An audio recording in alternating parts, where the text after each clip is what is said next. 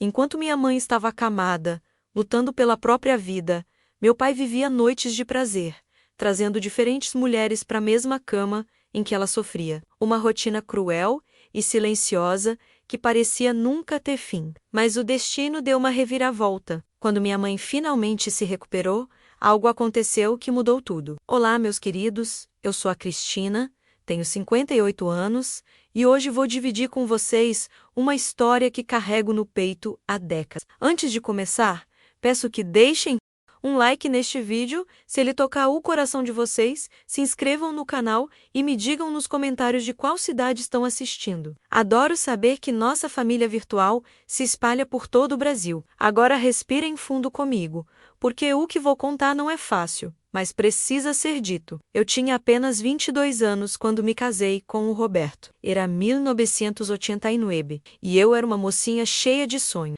daquelas que ainda acreditava que o amor conquista tudo. Morava numa casa pequena, de madeira no interior de São Paulo, onde o cheiro de café sempre pairava no ar e os vizinhos se conheciam pelo nome. Minha mãe, Dona Maria, era uma mulher forte, dessas que acordava antes do galo cantar para preparar o café da manhã da família. Meu pai, seu João, trabalhava na roça desde os 12 anos e tinha as mãos calejadas de tanto lidar com a terra. Conheci o Roberto numa festa junina da igreja. Ele estava ali parado perto da barraca de quentão, com aquele sorriso largo que fazia meu coração disparar. Usava uma camisa xadrez azul e branca, o cabelo bem penteado com brilhantina, e quando nossos olhares se encontraram, juro que senti borboletas no estômago. A banda tocava Asa Branca e o cheiro de pipoca doce misturava com a fumaça da fogueira. Ele se aproximou devagar, pediu licença com aquela voz grossa que me fazia tremer e perguntou se eu queria dançar. Dançamos a noite toda. Seus braços me envolviam com cuidado, como se eu fosse feita de porcelana. Falava baixinho no meu ouvido sobre os planos que tinha de construir uma casa, de ter filhos, de ser feliz. O perfume dele, uma mistura de sabonete e aftershave barato, ficou grudado na minha pele por dias. Quando me levou até em casa, ainda com o som da sanfona ecoando ao longe, ele segurou minha mão na porta e disse que queria me ver de novo. Os meses que se seguiram foram mágicos. Roberto aparecia todos os domingos na minha casa, sempre bem arrumado, com uma flor na mão. Geralmente um cravo vermelho que colhia no jardim da vizinha, Dona Aparecida. Sentávamos na varanda de madeira da frente, onde minha mãe havia pintado as cadeiras de azul claro, e ficávamos conversando até o sol se pôr. Ele me contava sobre o trabalho na oficina mecânica, de como sonhava em ter o próprio negócio. Eu falava dos meus planos de ser professora, de ensinar crianças a ler e escrever. Minha mãe adorava ele. Sempre que Roberto chegava, ela corria para a cozinha e preparava um café fresquinho, daqueles bem forte, servido em xícaras de porcelana branca com florzinhas azuis que ela guardava para as ocasiões especiais. Esse menino tem bom coração, Cristina, dizia ela enquanto mexia o açúcar no café, o som da colherinha tilintando contra a porcelana. Vê como ele olha para você? Com respeito. E era verdade. Roberto me olhava como se eu fosse a coisa mais preciosa do mundo. O pedido de casamento veio numa tarde de dezembro, quando o calor estava de rachar, e as cigarras cantavam sem parar nas árvores do quintal. Estávamos sentados embaixo do pé de manga, onde a sombra era mais fresca e o cheiro das frutas maduras adocicava o ar. Roberto estava mais nervoso que o normal, mexendo nas mãos, passando a língua nos lábios ressecados. De repente, se ajoelhou ali mesmo, na terra batida, e tirou do bolso uma pequena caixinha de veludo azul escuro. Krishna, disse ele, e sua voz tremia como uma folha no vento. Você quer casar comigo? Quando abriu a caixinha, viu uma aliança simples, de ouro, sem pedra nenhuma, mas que brilhava como se tivesse sido polida por horas. Meu coração bateu tão forte que achei que ia sair pela boca. Não é grande coisa, ele continuou, olhando para o chão, mas é feita com amor. Juntei dinheiro mês a mês para comprar. Claro que eu disse sim. Como poderia dizer não para aquele homem que me amava tanto? Chorei de alegria ali mesmo, e ele me pegou no colo e me girou no ar, enquanto minha mãe espiava pela janela da cozinha e sorria com os olhos cheios d'água. O anel ficou um pouco largo no meu dedo, mas eu não me importei. Era perfeito do jeito que estava. O casamento foi simples, na igrejinha do bairro, com apenas as famílias presentes. Usei o vestido da minha prima Rosângela, que havia casado 2 anos antes. Um vestido de cetim branco, meio amarelado pelo tempo, mas ainda bonito. Minha mãe fez questão de costurar uma renda nova na barra e nas mangas, trabalhando até altas horas da noite à luz da lamparina. O cheiro da cera derretida misturava com o perfume das flores do jardim, que entravam pela janela aberta. A cerimônia foi emocionante. Padre Antônio, aquele homem bondoso que me batizou quando criança, nos abençoou com palavras carinhosas sobre o amor e a fidelidade. As velas brancas tremeluziam no altar, criando sombras dançantes nas paredes de pedra da igreja. Quando Roberto colocou a aliança no meu dedo e disse aceito, sua voz soou firme e decidida. Quando chegou minha vez, mal consegui falar de tanta emoção. A festa foi no quintal de casa mesmo. Dona Maria, minha sogra, fez uma farofa que era famosa na região inteira, menos com linguiça, ovo e cenoura, temperada com aquelas ervas que só ela sabia onde encontrar. Minha mãe preparou um bolo de fubá que ficou uma delícia, coberto com açúcar cristal que brilhava como diamantinho. Tio Osvaldo trouxe o violão e tocou as músicas que eu mais gostava, principalmente Evidências, que Roberto sempre dizia que era nossa música. Dançamos debaixo das estrelas, no terreiro de terra batida, iluminado por lâmpadas coloridas que meu pai havia pendurado nos fios entre as árvores. O som do violão se misturava com as risadas das crianças que corriam entre os adultos e os grilos que cantavam na mata próxima. Roberto segurava minha cintura com tanto cuidado, como se eu fosse quebrar a qualquer momento. Somos apenas nós dois agora, sussurrou no meu ouvido, e sua respiração quente me fez arrepiar toda. Nossa lua de mel foi uma semana em Santos. A primeira vez que eu via o mar, ficamos numa pensãozinha simples,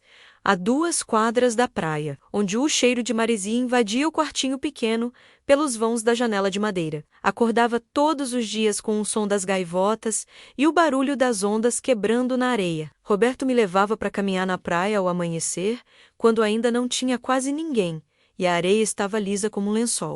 Coletávamos conchinhas e búzios que eu guardava numa sacolinha de pano para levar de lembrança. Foi ali, ouvindo o barulho do mar e sentindo a brisa salina no rosto, que Roberto me contou seus planos para o futuro. Queria abrir uma oficina própria, comprar uma casa maior, ter pelo menos 3 filhos, 2 meninos e uma menina. Vamos ser muito felizes, Cristina, dizia enquanto desenhava corações na areia molhada com um graveto. Vou trabalhar duro para te dar tudo que você merece. E eu acreditava nele, porque naquela época ainda achava que o amor era suficiente para vencer qualquer obstáculo. Voltamos para casa cheios de planos e esperança. Roberto conseguiu um emprego melhor numa oficina do centro da cidade, e eu comecei a dar aulas particulares para as crianças da vizinhança. Morávamos numa casinha alugada de 2 cômodos, com uma cozinha pequenina e um banheiro que ficava no quintal. Não era luxo, mas era nosso. Eu enfeitei tudo com cortininhas floridas que costurei à mão e vasinhos de plantas que minha mãe me deu de presente. As manhãs eram sempre iguais e sempre especiais. Eu acordava antes do Roberto para preparar o café da manhã. O cheiro do café coado na hora misturava com o aroma do pão francês quentinho que eu comprava na padaria do seu Joaquim. Roberto comia sempre 2 pães com manteiga e tomava o café bem forte, sem açúcar. Conversávamos sobre o dia que nos esperava, sobre os sonhos que ainda queríamos realizar. Ele saía para o trabalho, dando sempre 2 beijos em mim, menos um na testa e outro na boca menos, e dizendo: até logo, meu amor. Os primeiros anos foram abençoados. Roberto conseguiu juntar dinheiro e abriu a própria oficina, numa garagem pequena que alugou na rua de trás. Eu engravidei logo no 2º ano de casada. E a alegria que senti ao ver aquelas 2 listinhas no teste de farmácia não tem como descrever. Corri até a oficina para contar para ele, com o coração batendo descompassado e as pernas tremendo de ansiedade. Quando cheguei lá, ele estava embaixo de um Fusca azul, só dava para ver as pernas dele para fora. Roberto, chamei. E minha voz saiu meio trêmula. Ele deslizou para fora, com o rosto sujo de graxa e um sorriso curioso. O que foi, amor? Você parece que viu um fantasma. Mostrei o teste para ele, sem conseguir falar. Vi seus olhos se encherem de lágrimas, coisa que nunca tinha visto antes. Ele me pegou no colo, me girou no ar, gritando de alegria, sem se importar que estava todo sujo de óleo. A gravidez foi tranquila. Roberto vivia grudado na minha barriga, conversando com o bebê todas as noites. "Oi, meu filhinho", dizia, com a boca encostada na minha pele. "Papai tá aqui, esperando você chegar." Suas mãos grandes e calejadas faziam carinho na barriga com uma delicadeza que me emocionava. Compramos uma camisinha amarela na loja do centro porque não sabíamos se era menino ou menina, e Roberto montou o berço com as próprias mãos, trabalhando até tarde da noite, depois do expediente na oficina. Mas às vezes, a vida tem planos diferentes dos nossos. Aos 7 meses de gravidez,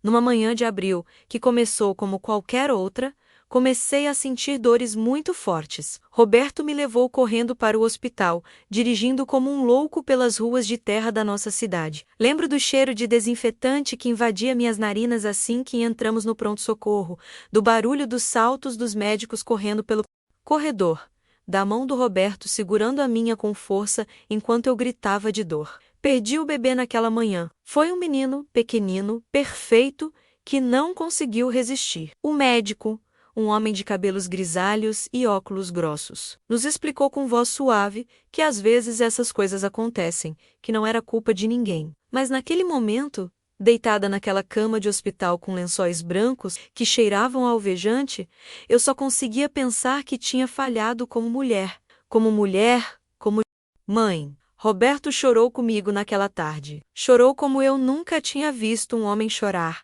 com soluços que vinham lá de dentro do peito. Segurava minha mão e repetia que me amava, que íamos tentar de novo, que Deus tinha outros planos para nós. Mas alguma coisa mudou naquele dia, não só em mim, mas nele também. Era como se uma sombra tivesse se instalado entre nós, uma tristeza que grudava na pele e não saía nem com o banho mais demorado. Voltamos para casa 3 dias depois.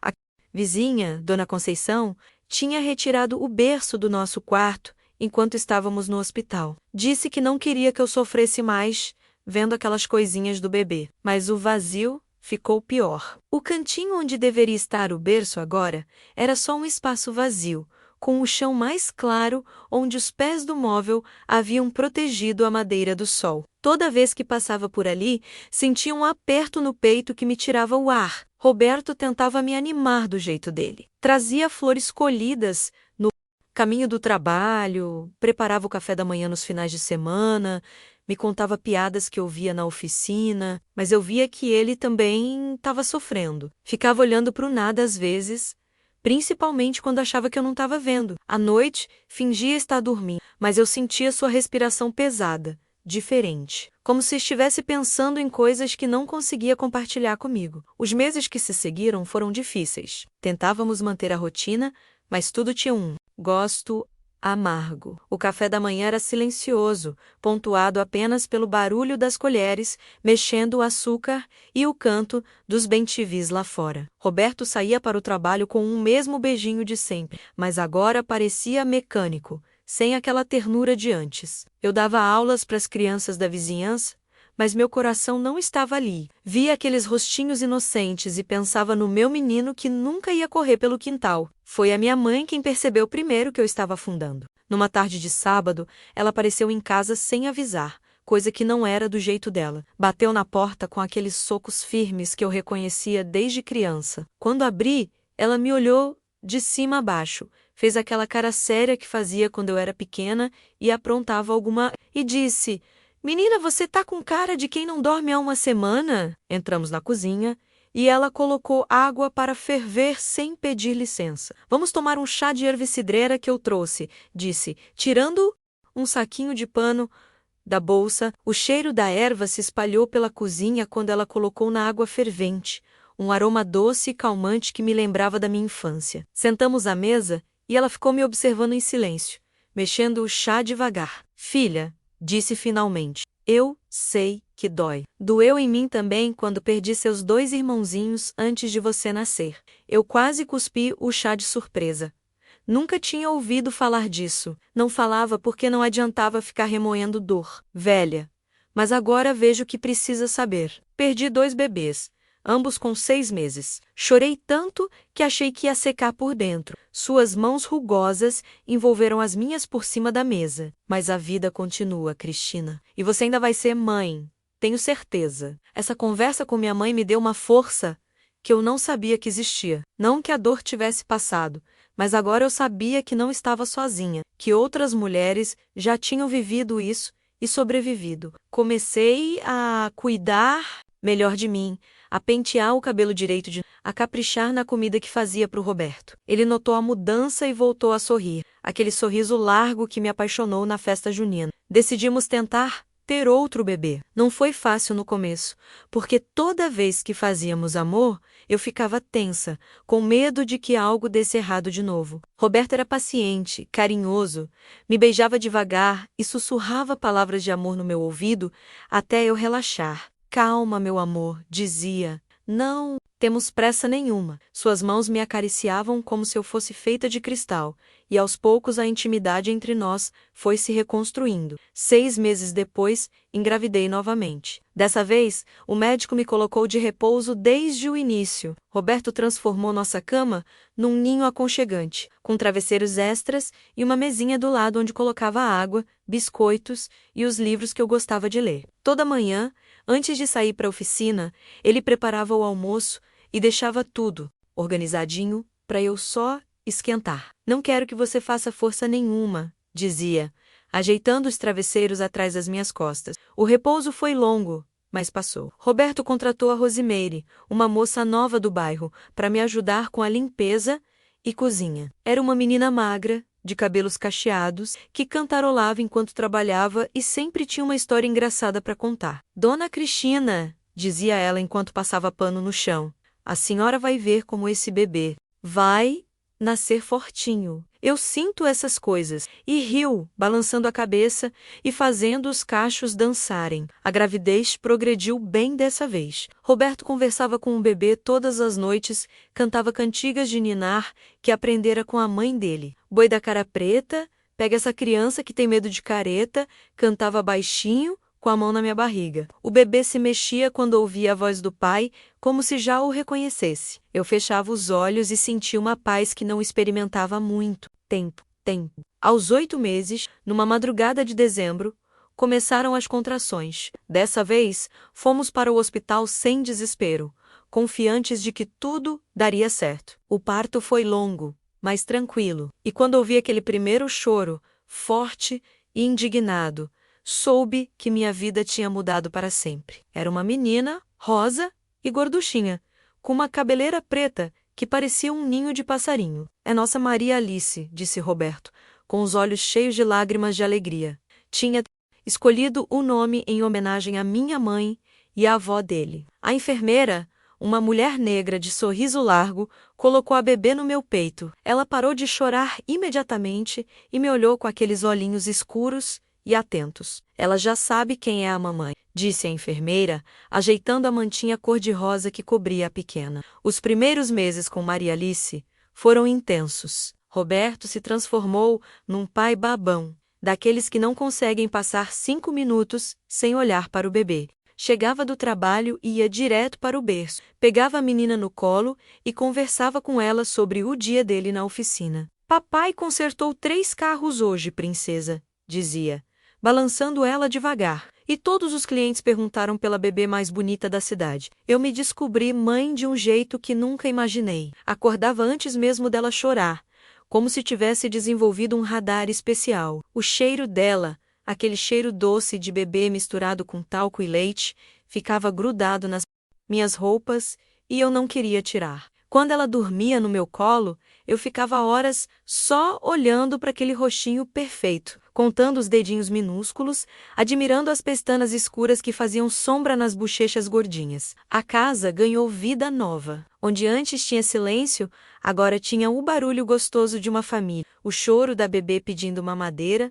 a voz do Roberto cantando no chuveiro, o som da televisão ligada enquanto eu amamentava. As fraldas estendidas no varal dançavam no vento como bandeirinhas de festa, e o quintal se encheu de brinquedos coloridos que Roberto ia comprando todo santo dia. Roberto era um pai dedicado, mas também continuava sendo um marido carinhoso. À noite, depois que Maria Alice dormia, ele me ajudava a arrumar a casa, preparava um chá para nós dois e conversávamos sobre os planos para nossa filha. Ela vai estudar muito, dizia ele.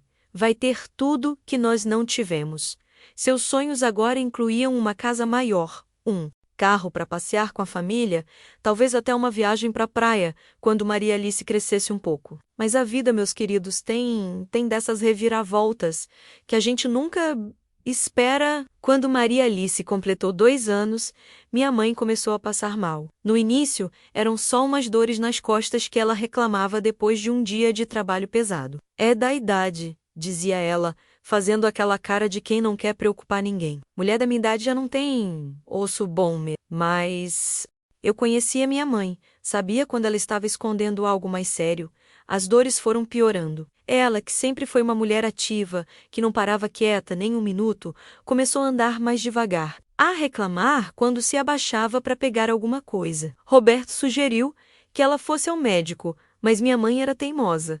Daquelas da geração que achava que médico era só para caso de vida ou morte. Isso passa, insistia, é só um mau jeito que peguei carregando peso. Até que, numa manhã, meu pai apareceu na minha porta com um rosto mais branco que um pano de prato. Cristina, disse ele, e sua voz saía meio embargada. Sua mãe não consegue levantar da cama. Ela tá com muita dor. Peguei Maria Alice no colo, chamei Roberto e fomos todos para a casa dos meus pais. Encontrei minha mãe deitada, com o rosto contorcido de dor, as mãos agarrando o lençol como se fosse escorregar da cama. Mãe, disse eu, sentando na beirada da cama, nós vamos para o hospital. Agora.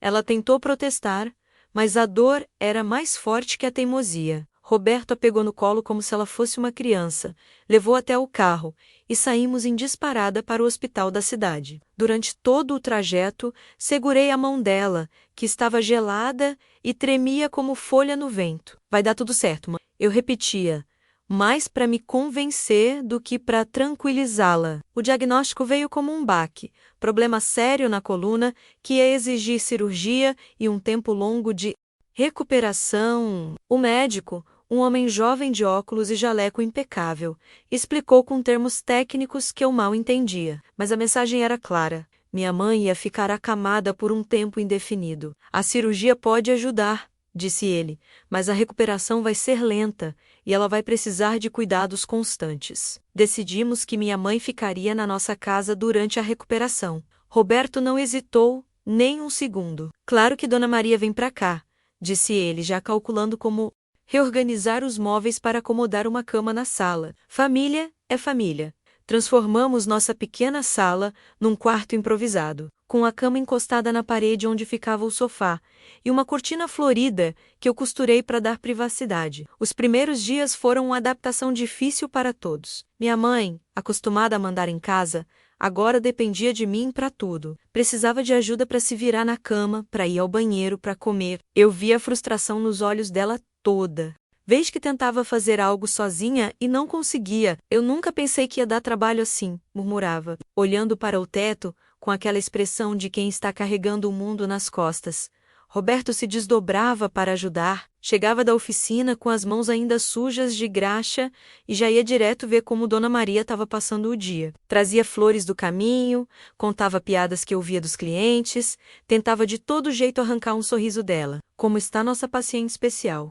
Hoje, perguntava, ajeitando os travesseiros atrás das costas dela. Minha mãe sorria, mas eu percebia que era um sorriso forçado, daqueles que a gente faz para não preocupar os outros. Maria Alice, com seus 2 anos, não entendia por que a vovó agora morava com a gente e ficava sempre na cama. Aproximava-se devagar, com aquela curiosidade típica de criança, e oferecia seus brinquedinhos para a avó.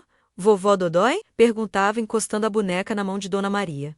E minha mãe derretia, pegava a neta no colo com dificuldade e ficava horas conversando com ela, inventando histórias de princesas e bichos da floresta. As noites eram as mais difíceis. Minha mãe não conseguia dormir direito por causa das dores, e eu acordava várias vezes para ver como ela estava. Roberto dormia pesado depois do dia de trabalho, e eu não tinha coragem de acordá-lo. Levantava na ponta dos pés, checava se ela precisava de água, ajeitava os travesseiros, às vezes ficava ali sentada na cadeira ao lado da cama até ela conseguir pegar no sono de novo. O cansaço começou a cobrar seu preço. Eu mal tinha tempo para cuidar direito da minha própria filha, que começou a ficar mais chorosa e grudenta. Roberto notou que eu estava ficando mais magra, com olheiras escuras que nem o pó de arroz conseguia disfarçar. Você precisa descansar mais, dizia ele, passando a mão no meu rosto com carinho. Não adianta você adoecer também. Foi quando contratamos a Valdirene para ajudar durante o dia. Era uma mulher de meia-idade, experiente em cuidar de doentes, com mãos firmes e voz suave. Chegava todos os dias às 7 da manhã, com sua bolsinha de remédios e um sorriso que iluminava a sala. Bom dia, Dona Maria, dizia, já verificando como tinha sido a noite. Hoje vamos fazer aqueles exercícios que o médico mandou. Valdirene foi uma bênção. Sabia exatamente como virar minha mãe na cama sem causar dor, como fazer a massagem que aliviava as tensões, como preparar os chás medicinais que ajudavam no sono. Mais que isso, era uma companhia para minha mãe durante as longas horas do dia. Conversavam sobre receitas antigas, sobre novelas, sobre os acontecimentos do bairro que Valdirene trazia da rua. Com a ajuda dela, consegui retomar um pouco da rotina com Maria Alice. Levava minha filha para brincar no quintal, enquanto Valdirene cuidava da vovó.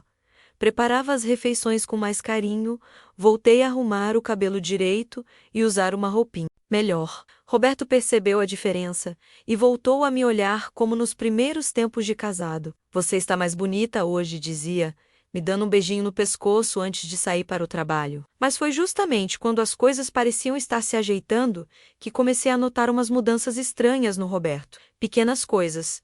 No início, ele que sempre chegava em casa às 6 da tarde pontualmente, começou a se atrasar. Tive um carro difícil hoje, explicava, tirando a camisa suada e jogando no cesto de roupa suja. O motor estava fazendo um barulho estranho que não conseguia identificar. As explicações sempre faziam sentido. Roberto era perfeccionista no trabalho, não gostava de entregar serviço mal feito, mas comecei a perceber que ele chegava com um cheiro diferente. Não era só graxa e óleo de motor, havia algo mais, um perfume doce que grudava nas roupas dele. Quando perguntei, ele deu de ombros. Deve ser daquela cliente nova, a Marlene. Ela usa um perfume muito forte, deve ter grudado quando me mostrou o problema do carro. Os atrasos foram ficando mais frequentes. Roberto, que antes não saía de casa nem para comprar cigarro sem me avisar, agora sumia por horas a fio. Fui dar uma olhada em uns carros para comprar peças, dizia, ou então parei para tomar uma cerveja com o Joaquim da oficina do lado. Sempre tinha uma explicação,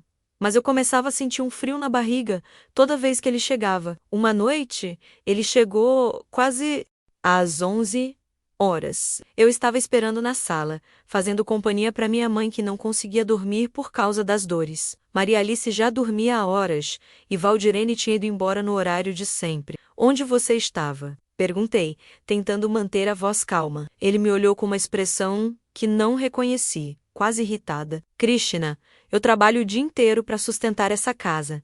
Disse com uma frieza que me gelou o sangue. Não posso nem tomar uma cerveja com os amigos. Depois do expediente, foi a primeira vez que ele falou comigo naquele tom, como se eu fosse uma chata que ficava controlando os passos dele. Minha mãe fingiu que estava dormindo, mas eu sabia que ela tinha ouvido tudo. As mudanças não pararam por aí. Roberto começou a tomar banho assim que chegava do trabalho, coisa que nunca fazia antes. Ficava cantando no chuveiro, daquele jeito de quem está de bom humor, mas comigo ficava cada vez mais distante. À noite, quando nos deitávamos, ele virava para o lado dele da cama e dormia imediatamente. Não havia mais aquelas conversas gostosas antes de dormir, nem os carinhos que me faziam sentir amada. Comecei a reparar, também, que ele estava cuidando mais da aparência. Comprou um perfume novo, começou a usar uma brilhantina diferente no cabelo, trocou a escova de dentes velha por uma nova. Quando saía nos finais de semana para resolver coisas da oficina,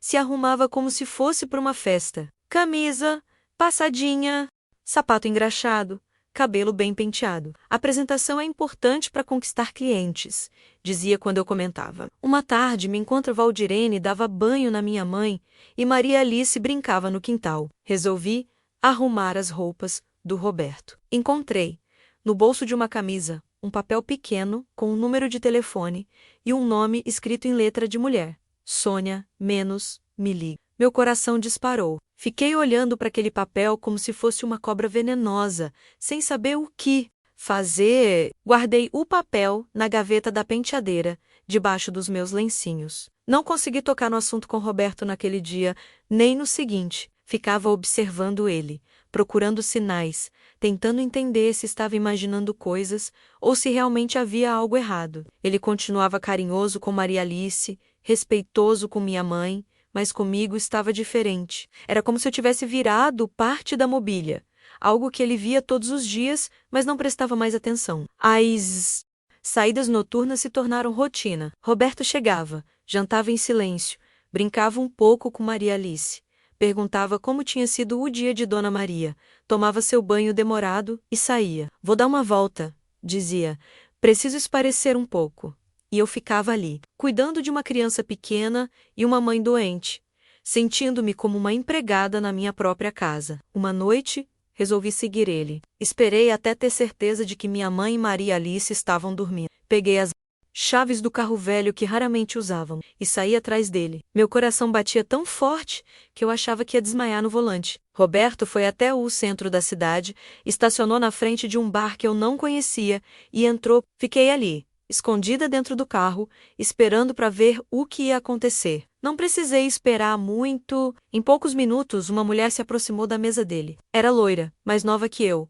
Usava uma saia justa e uma blusa decotada, que mostrava mais do que escondia. Vi quando ela se sentou ao lado dele, muito próxima, quando colocou a mão no braço dele, quando riu daquelas risadas altas que chamam a atenção de todo mundo no bar. Roberto parecia outra pessoa ali, relaxado, sorrindo daquele jeito que eu pensava que era só para mim. Voltei para casa com as mãos tremendo, tanto que mal conseguia dirigir. Entrei em casa como uma ladra, na ponta dos pés, e me tranquei no banheiro para chorar. Chorei baixinho, com a mão na boca para não fazer barulho e acordar ninguém. Senti uma dor no peito que era pior que qualquer dor física que já tinha sentido. Era como se alguém tivesse arrancado um pedaço de mim. Roberto chegou quase 2 horas depois. Entrou no quarto fazendo o mínimo de barulho possível.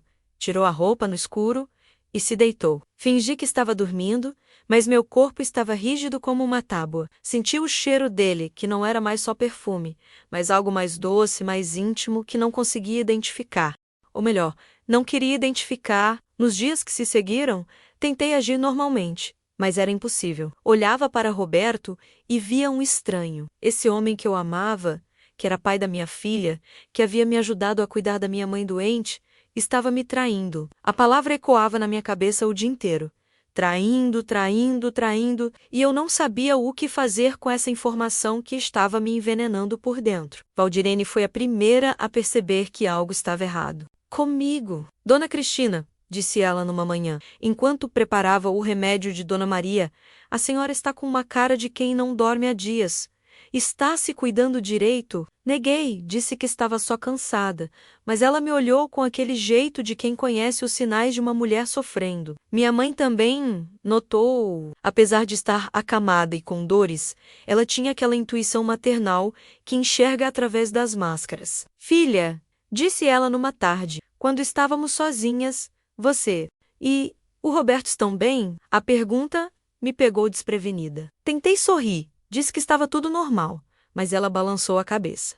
Eu vejo as coisas daqui da cama, Cristina. Vejo mais do que vocês imaginam. Foi então que a situação tomou um rumo que eu jamais poderia ter imaginado. Roberto começou a trazer as mulheres para dentro de casa. A primeira vez, pensei que fosse coincidência. Era uma quinta-feira à tarde. Eu tinha saído para levar Maria Alice no médico para uma consulta de rotina. Quando voltamos, havia uma mulher na sala conversando com minha mãe. Roberto me apresentou como a Fernanda, uma cliente que veio ver o orçamento do carro dela. Era uma morena alta, de cabelos ondulados, vestida com uma blusa justa e uma saia que mal cobria as coxas. Sorriu para mim com aquele sorriso forçado de quem está sendo educada, por obrigação. Muito prazer, disse ela, estendendo a mão com unhas compridas pintadas de vermelho. Suas mãos eram macias demais para serem de alguém que trabalha, e o perfume que exalava era o mesmo cheiro doce que eu sentia nas roupas do Roberto. Seu marido estava me explicando sobre o problema no meu motor. Quando falava, jogava o cabelo para trás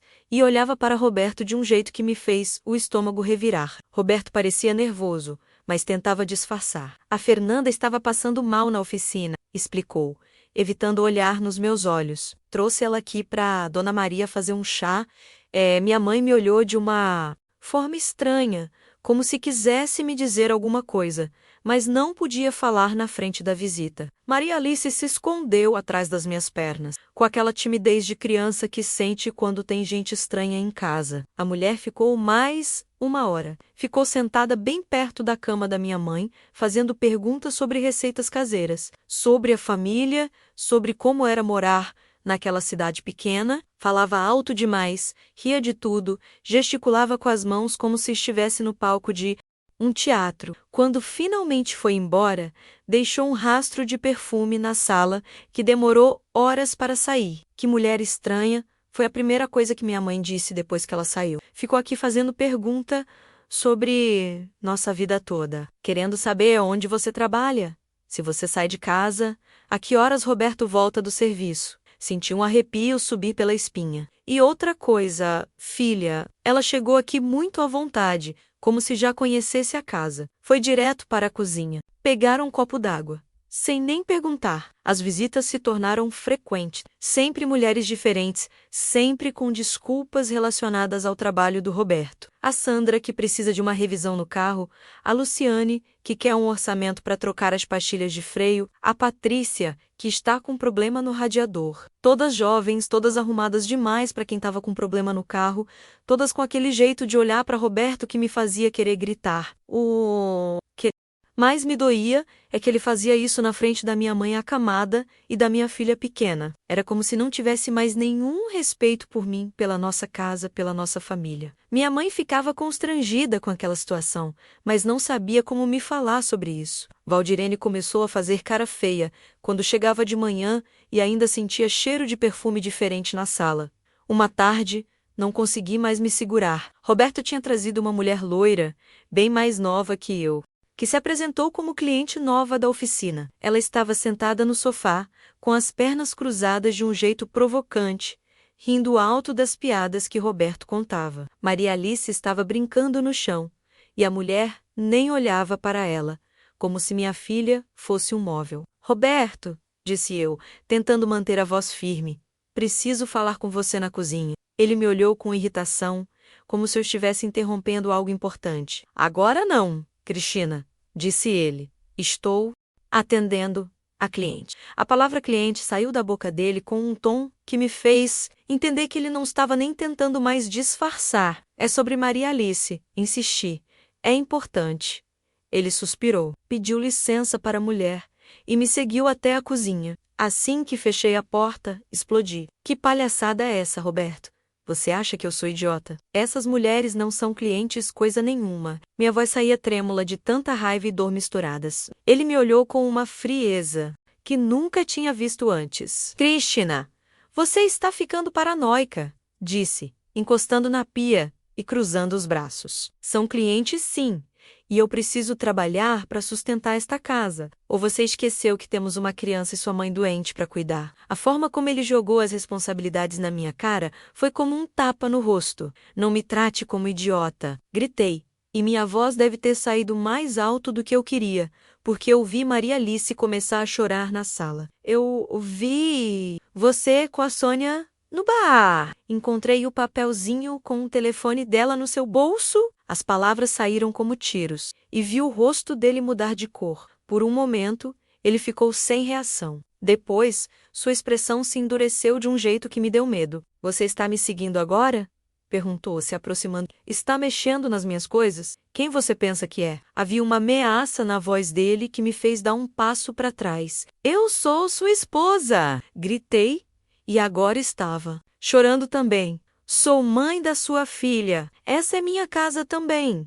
Ele deu uma risada amarga, daquelas que gelam o sangue. Sua casa, Você esqueceu quem paga as contas aqui? Quem trabalha de sol a sol enquanto você fica em casa, brincando de enfermeira? A discussão estava ficando feia. Ouvi minha mãe chamando da sala, preocupada com os gritos. Maria Alice chorava cada vez mais alto. A mulher loira apareceu na porta da cozinha, com uma expressão de quem estava se divertindo com um espetáculo. Desculpa incomodar, disse ela, com uma voz falsamente inocente, mas acho melhor eu ir embora. Não precisa, disse Roberto, olhando para mim com desprezo. Quem tem que aprender a se comportar aqui é minha mulher.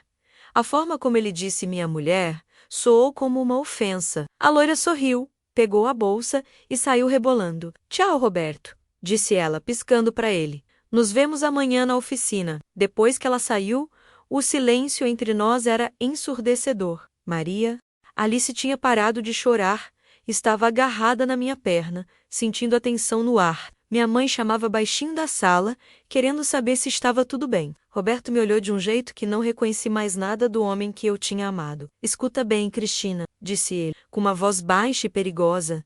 Eu faço o que quero, quando quero e com quem quero. Você não é mais aquela menina bonita que eu conheci na festa junina. Olha para você, magra, sempre de cara fechada, só sabe reclamar. Essas mulheres me fazem sentir vivo de novo. Suas palavras foram como punhaladas. Cada frase era calculada para doer mais que a anterior. Então você está me traindo mesmo, consegui dizer, e minha voz saiu como um sussurro. Há quanto tempo, Roberto? Desde quando eu não sou mais suficiente para você? Ele deu de ombros, como se estivéssemos falando sobre o tempo. Não é traição quando a mulher da gente vira uma chata que só sabe cuidar de doente e reclamar da vida. Você se esqueceu de ser mulher, Cristina. Se esqueceu de me dar atenção, de se arrumar para mim. Essas outras me valorizam. Eu me esqueci de ser mulher? Repete, incrédula. Eu estou cuidando da sua filha, da minha mãe doente, desta casa. Eu acordo de madrugada quando Maria Alice está com febre, eu limpo o vômito, eu troco fralda, eu cozinho, eu lavo sua roupa. E você diz que eu me esqueci de ser mulher? Exato, disse ele, frio como gelo. Você virou uma empregada. E, empregada, não. Aquece a cama de homem. A crueldade daquelas palavras me deixou sem chão. Senti as pernas bambearem. Tive que me segurar na mesa para não cair. Foi nesse momento que ouvi um barulho na sala. Era Valdirene, que tinha chegado mais cedo naquele dia. Devia ter ouvido a discussão toda. Apareceu na porta da cozinha com Maria Alice no colo, que estava com o rosto vermelho de tanto chorar. Dona Cristina, disse ela, me olhando com pena, Dona Maria está precisando da senhora. Roberto! Saiu da cozinha sem dizer mais nada, pegou as chaves do carro e bateu a porta da rua com tanta força que os vidros tremeram. Ouvi o barulho do motor sendo ligado com raiva, os pneus cantando no asfalto quando ele saiu em disparada. Fiquei ali parada, tremendo como uma folha, sentindo como se minha vida tivesse desabado em poucos minutos. Valdirene colocou Maria Alice no chão e veio me abraçar. Calma, minha filha, disse ela, e sua voz maternal me fez chorar ainda mais. Vai dar tudo certo. Deus não abandona quem é guerreira como você.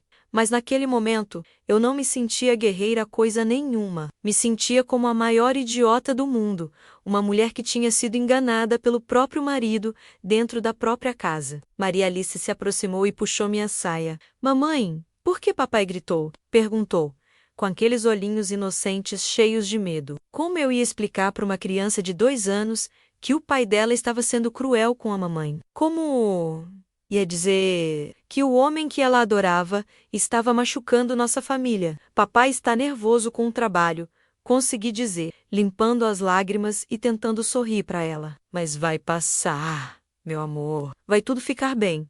Mas enquanto falava essas palavras, eu sabia que nada ia ficar bem. Alguma coisa tinha se quebrado naquela tarde, e eu não sabia se podia ser consertada. Minha mãe chamou da sala, e quando me aproximei da cama dela, vi que estava chorando também. Filha, disse ela, segurando minha mão.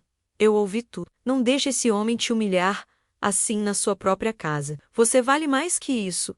Suas palavras me deram uma força que eu não sabia que ainda existia dentro de mim. Naquela noite, Roberto não voltou para casa. Fiquei acordada até de madrugada, esperando ouvir o barulho da chave na fechadura, mas ele não apareceu. Maria Alice dormiu comigo na cama, agarrada no meu braço, como se tivesse medo que eu fosse embora também. E pela primeira vez desde que me casei, dormi sozinha, sentindo o frio do espaço vazio ao meu lado. Quando acordei na manhã seguinte, sabia que minha vida tinha mudado para sempre. Não era mais a Cristina apaixonada que acreditava no amor eterno. Era uma mulher ferida, traída, humilhada, mas que ainda tinha uma filha pequena para cuidar e uma mãe doente, que dependia de mim. E alguma coisa dentro de mim, uma força que eu não sabia que possuía, estava começando a acordar. Roberto voltou 3 dias depois, como se nada tivesse acontecido. Chegou na hora do almoço, com aquele jeito despreocupado de sempre, cumprimentou minha mãe, pegou Maria Alice no colo e foi tomar banho. Não pediu desculpas, não explicou onde tinha passado esses dias, não demonstrou nenhum arrependimento. Era como se aquela discussão terrível tivesse sido apenas um mal-entendido, sem importância. Krishna, disse ele, aparecendo na cozinha onde eu preparava o almoço, esquece essa bobagem toda. Você sabe que eu gosto de você. Falou como se estivesse me fazendo um favor, como se eu devesse ficar grata por ele ter voltado. Continuei mexendo o feijão no fogão, sem olhar para ele. Preparei sua comida favorita, disse ele, tentando soar carinhoso. Aquele frango com quiabo que você faz tão bem. Eu sabia o que ele estava fazendo. Era a mesma estratégia de sempre. Depois de me machucar, vinha com essas gentilezas pequenas, esperando que eu esquecesse tudo e voltasse a ser a esposa submissa diante. Mas alguma coisa dentro de mim tinha mudado naqueles 3 dias de silêncio. Pela primeira vez em anos, eu tinha tido tempo para pensar, para refletir sobre o que minha vida tinha se tornado. Durante esses dias sozinha, conversei muito com minha mãe. Ela, apesar das dores e das limitações, tinha uma sabedoria que eu precisava ouvir. Filha, disse ela numa tarde, enquanto eu ajeitava seus travesseiros, eu e seu pai passamos por momentos difíceis também. Mas nunca ele me humilhou do jeito que esse homem te humilhou. Tem diferença entre ter problemas no casamento e ser desrespeitada na própria casa. Mas e a Maria Alice, mãe? Perguntei, sentando na beirada da cama dela. Como vou criar minha filha sozinha? Como vou sustentar a casa? Eram os medos que me paralisavam, que me faziam aceitar migalhas de afeto em troca de segurança financeira. Minha mãe segurou minha mão com mais força do que eu imaginava que ela ainda tinha. Minha filha, disse ela, e seus olhos estavam cheios de uma determinação que eu não via há meses. Mulher que criou filhos sozinha sempre existiu. Minha própria avó criou 4 filhos depois que meu avô morreu na gripe espanhola. Não foi fácil, mas ela conseguiu, e você é mais forte do que pensa. Suas palavras plantaram uma semente de coragem que começou a crescer dentro do meu peito. Valdirene também foi um apoio fundamental naqueles dias. Ela tinha uma experiência de vida que eu respeitava, e quando Roberto não estava por perto, conversávamos sobre relacionamentos, sobre homens, sobre o que uma mulher deve ou não aceitar. Dona Cristina, disse ela numa manhã, enquanto dávamos banho em minha mãe, eu já vi muita coisa nesta vida. E posso te garantir uma coisa, homem que humilha mulher em casa não muda mais, só piora. Mas Valdirene, argumentei, nós temos uma história juntos. Uma filha, ela me interrompeu com aquele jeito direto que tinha de falar as verdades. História se faz todos os dias. Dona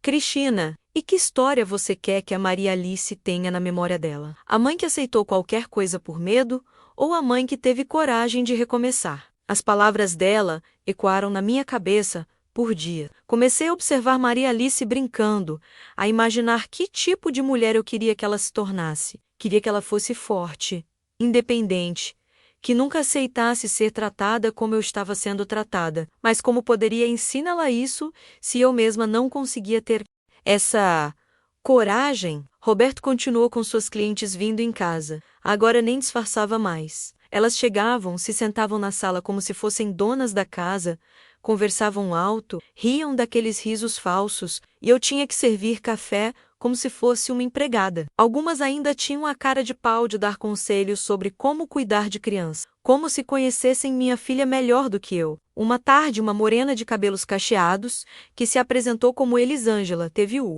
desplante de perguntar Se eu não achava que Maria Alice estava muito magra, será que você está dando comida suficiente para ela? Perguntou, com aquele tom de falsa preocupação. Minha prima tem uma filha da mesma idade e é bem mais gorduchinha. Senti o sangue subir a cabeça, mas respirei fundo e não respondi. Mas foi numa quinta-feira que tudo mudou de vez. Eu tinha saído para levar Maria Alice na farmácia comprar remédio para minha mãe. Quando voltamos, encontrei Roberto na cama, comigo menos nossa cama, onde nossa filha tinha sido concebida menos, com uma ruiva que eu nunca tinha visto antes. Eles nem ouviram a gente chegar, estavam tão envolvidos no que faziam. Maria Alice viu. Primeiro, mamãe, disse ela, puxando minha saia. Por que papai está em cima da moça? A inocência da pergunta me partiu o coração. Rapidamente, peguei minha filha no colo e saí do quarto, mas a imagem ficou gravada na minha mente como ferro em brasa. Minha própria cama, suja, violada, profanada. Sentei na sala com Maria Alice no colo, tremendo de raiva e nojo. Minha mãe me olhava com uma expressão de tristeza e revolta. Filha, disse ela baixinho, chegou a hora. E eu sabia que ela estava certa. Havia uma linha que não podia ser cruzada, e Roberto tinha acabado de cruzá-la. Quando eles saíram do quarto, Roberto teve a cara de pau de agir como se nada tivesse acontecido. Oi, amor, disse ele, como se tivesse acabado de chegar do trabalho. Chegaram cedo hoje? A mulher passou por mim sorrindo, se despediu de minha mãe como se fossem amigas antigas e saiu rebolando pela porta da frente. Roberto, disse eu. E minha voz saiu mais firme do que eu esperava. Nós precisamos conversar. Ele suspirou, como se eu fosse uma criança chata que estava interrompendo suas brincadeiras. Depois, Cristina, disse ele, agora preciso ir para a oficina. Mas eu não ia deixar passar dessa vez. Agora, disse eu, e havia algo na minha voz que o fez parar e me olhar. Maria Alice, vá brincar com a vovó, pedi para minha filha, que obedeceu imediatamente, sentindo a tensão no ar. Quando ficamos sozinhos, respirei fundo e falei as palavras que vinham se formando na minha cabeça há semanas. Eu quero que você saia desta casa, disse eu, e cada palavra saiu clara e decidida. Não aguento mais essa humilhação, esse desrespeito. Você pode ter suas mulheres, mas não vai ser aqui, na minha casa, na minha cama, na frente da minha filha. Roberto me olhou como se eu tivesse ficado louca. Você enlouqueceu? Cristina, disse ele, rindo daquele jeito cruel que eu tinha aprendido a odiar. Esta é minha casa também. Eu pago as contas aqui, ou você esqueceu? Mas dessa vez, suas ameaças financeiras não tiveram o efeito de sempre. Eu tinha pensado em tudo isso, durante aqueles dias de reflexão. Então você pode ficar com a casa, disse eu. Mas eu e Maria Alice, vamos embora. As palavras saíram da minha boca antes mesmo que eu me desse conta de que a estava dizendo, mas assim que falei, soube que era isso mesmo que eu queria. Não queria mais viver naquele inferno de humilhações e traições. Roberto ficou em silêncio por alguns segundos, processando o que eu tinha acabado de falar. Depois, sua expressão mudou. Pela primeira vez desde que começou essa história toda, vi medo nos olhos dele. Para onde você vai? Perguntou. E agora sua voz não tinha mais aquela arrogância de antes. Você não tem dinheiro, não tem emprego, não tem para onde ir. Eu me viro, respondi. E era verdade. Não sabia como, mas sabia que me viraria. Minha mãe pode ficar com vocês. Valdirene já disse que pode cuidar dela em tempo integral. Mas eu e Maria Alice não vamos mais viver neste ambiente. Roberto ficou me olhando como se estivesse vendo um fantasma. Acho que ele nunca imaginou que eu teria coragem de deixá-lo. Naquela mesma tarde, comecei a arrumar nossas coisas. Não tínhamos muito, algumas roupas, brinquedos da Maria Alice, alguns objetos pessoais. Minha mãe chorava, preocupada com nossa segurança, mas ao mesmo tempo orgulhosa da minha decisão. Você está fazendo a coisa certa, filha, dizia ela, me ajudando a dobrar as roupinhas pequenas. É melhor passar dificuldade com dignidade do que viver na fartura, sem respeito. Valdirene se ofereceu para nos levar para a casa da irmã dela, que morava em outra cidade e alugava quartos para famílias. Dona Cristina, disse ela, a senhora vai ver como a vida vai melhorar. Às vezes a gente precisa começar do zero para descobrir do que é capaz. Suas palavras me davam forças quando o medo tentava me paralisar. Roberto tentou de tudo para me fazer desistir. Ora prometia mudar, ora me ameaçava dizendo que não conseguiria viver sozinha com uma criança. Você vai ver a dureza que é sustentar uma casa sozinha, dizia ele. Vai vir correndo de volta, mas eu não pretendia voltar. Algo dentro de mim tinha despertado, uma força que eu não sabia que existia. Maria Alice, com seus 2 anos, não entendia direito o que estava acontecendo, mas sentia que era algo importante. Mamãe, perguntou ela, me vendo arrumar as malas, nós vamos viajar? Abracei minha filha com toda a força que tinha. Sim, meu amor, disse eu. Nós vamos começar uma aventura nova. Só nós duas. Na manhã em que saímos, Roberto não estava em casa. Tinha saído cedo, provavelmente para não presenciar nossa partida. Melhor assim. Não queria mais discussões, mais lágrimas, mais promessas vazias. Queria apenas começar uma vida nova, longe daquele ambiente tóxico que nossa casa tinha se tornado. Valdirene nos levou na Kombi velha do marido dela. Maria Alice ia no meu colo, olhando pela janela como se tudo fosse uma grande aventura. Durante o caminho, pensei em tudo que estava deixando para trás. A casa onde fui feliz nos primeiros anos de casamento, a cama onde minha filha foi concebida, as lembranças boas que agora estavam manchadas pelas traições e humilhações. Mas também pensei no que estava levando comigo, minha dignidade recuperada, minha filha, e uma coragem que eu não sabia que possuía. Aos 27 anos, estava recomeçando minha vida do zero, com uma criança pequena no colo e alguns trocados no bolso. Muita gente diria que eu estava louca, que deveria ter aguentado firme pelo bem da família. Hoje, meus queridos, olhando para trás, depois de todos esses anos, posso dizer que foi a melhor decisão que tomei na minha vida. Não foi fácil, não vou mentir para vocês. Os primeiros meses foram de muito aperto, muito medo, muitas noites acordada me perguntando se tinha feito a coisa certa. Mas sabe o que aprendi? Aprendi que a gente só descobre do que é capaz quando é colocada contra a parede. Maria Alice cresceu forte e independente, sem presenciar as humilhações que eu sofria. Hoje ela tem 30 anos, é formada, trabalha, tem a própria casa e sempre me diz que se orgulha da coragem que eu tive. Mãe, ela me disse outro dia, você me ensinou que mulher não tem que aceitar qualquer coisa só para não ficar sozinha. Minha mãe melhorou gradualmente. A cirurgia deu certo e ela voltou a andar, embora com limitações. Quando eu já estava estabelecida, ela veio morar conosco, Roberto. Bem, Roberto continuou sua vida de sempre, pulando de mulher em mulher, até que uma delas aplicou um golpe nele e ele perdeu a oficina. Hoje mora de favor na casa de um irmão. Não sinto raiva dele, não mais. Sinto pena. Pena de um homem que tinha uma família que o amava e jogou tudo fora por causa de impulsos que ele não soube controlar. Ele perdeu muito mais do que eu. Perdeu a chance de ver a filha crescer. Perdeu uma esposa que o amava de verdade. Perdeu o respeito da própria família. E eu